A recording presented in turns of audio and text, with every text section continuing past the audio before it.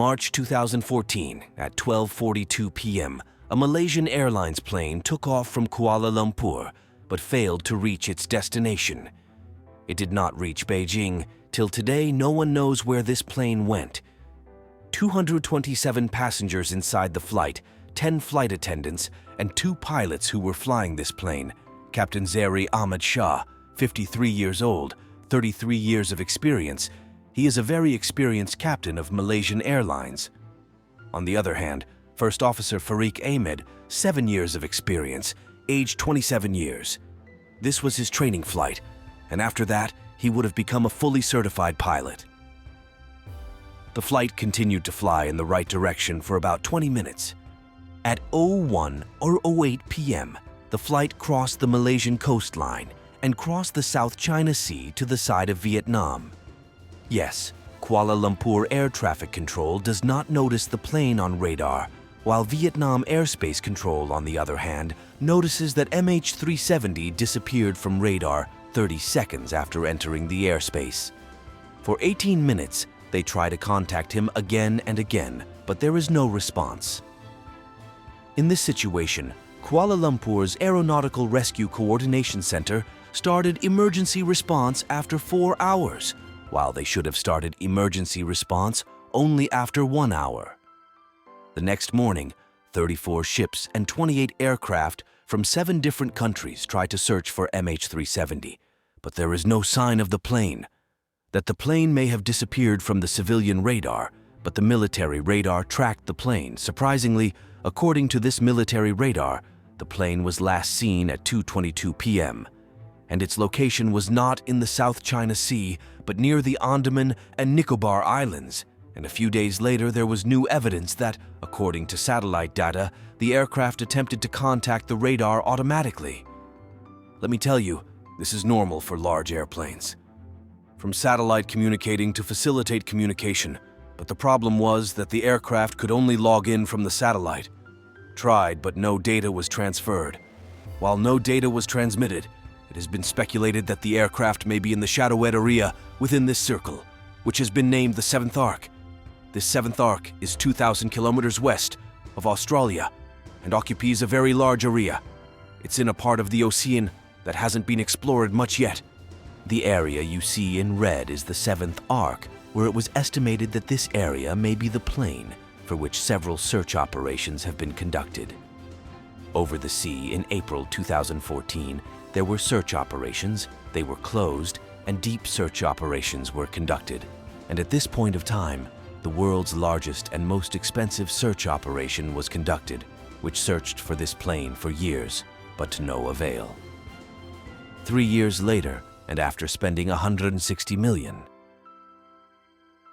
the operation was shut down, but in July 2015, the first wreckage of the plane was found. Debris floated to the island of Reunion Ocean, where the plane's flaperon was found. Signed a contract according to which they will try to find the ship by carrying out a search operation. If the ship is found, they will charge a fee, and if the ship is not found, they will not charge any fee. This company had a lot of advanced underwater surveillance. They started mapping the sea floor while starting this search operation, and failed despite searching for many months in the same 7th Arc where there are many hills and volcanoes. At the same time, the Malaysian police started a third investigation. What could have happened and how did the plane disappear from the radar? The first theory is that Captain Zeri Shah deliberately disabled the communications and crashed the plane into the sea. But why would he have done it? Some people believe that he was not in the right state of mind. Some people believe that he wanted to commit suicide. Some people believe that it was a terrorist attack and the plane was hijacked, but the official in charge of the operation, he completely rejected this theory. He said that this cannot happen because there are many arguments in his favor. First of all, he was a highly experienced and excellent pilot who was respected by everyone. There is no reason to doubt them. If they wanted to do something like that, there would have been a change in their behavior. But there was nothing like that. The second theory is that the plane was hijacked. As a result of this second theory, the 2 passengers of the plane, Puria Nur Mohammad Merdad and Delaver Sayed Mohammad Reza, were 2 Iranian citizens, and the reason for their suspicion. There were fake passports. One had a stolen passport of an Italian man, and the other had a stolen passport of an Austrian man. These two passports were stolen in Thailand. Both wanted to settle in Europe using these stolen passports. First, they took a flight to Beijing. They were then about to take a flight from Beijing to Europe. The investigation also revealed that Puria Noor Mohammed Mehrdad's mother was also in Germany waiting for her son. But this theory was also rejected in the end, as no evidence was found to prove them as terrorists apart from the stolen passports. These people only wanted to settle in Europe, and the Interpol police confirmed that they were not terrorists and had no intention of hijacking the plane. Crew, passengers, and all on board became unconscious, and the plane continued on autopilot until the plane ran out of fuel and crashed into the sea. But what would be the final cause of lack of oxygen? There are different theories on this, as there may have been a fire in the cockpit, and all the systems, including the transponder, would have stopped working. There might have been an accident due to which there would have been a shortage of oxygen, but some people still blame the hijacker. Let's say that the hijackers must have reduced the oxygen by force. Initially, there were many rumors that maybe the aliens disappeared the plane or the US military shot it down, and now they are trying to hide it.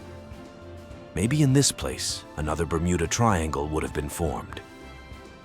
But all these were just rumors. After that, many more pieces of the plane were also found, but its exact location has not been found till date. Godfrey, a retired aerospace engineer, claims to have solved the mystery by using his calculations of radio waves, essentially the reflection of radio waves, to track the ship's location. WSPR, Weak Signal Propagation Reporter. This is a technology that captures the reflection of radio waves. Radio waves from a place are reflected by the atmosphere, and if a plane is passing through it, it can be noticed. It can identify the flight path by radio wave signal according to its calculation. This ship, MH370, hovers over the 7th arc and is 4 kilometers under the sea, as you know, underwater volcanoes and cliffs in the sea. They are present, but this area was previously searched in the operation conducted by Australia, but it is also possible that they missed this area, but they did not search this place in the operation conducted by Ocean Infinity, and they also had advanced technology. But Richard Sir, relying on his calculations, has pinpointed the location to an accuracy of 40 nautical miles where the plane would be. A good thing is that now the search area is very less than before. If it is searched now, the mystery of the missing plane can be solved, which will be a good news for the family of the passengers.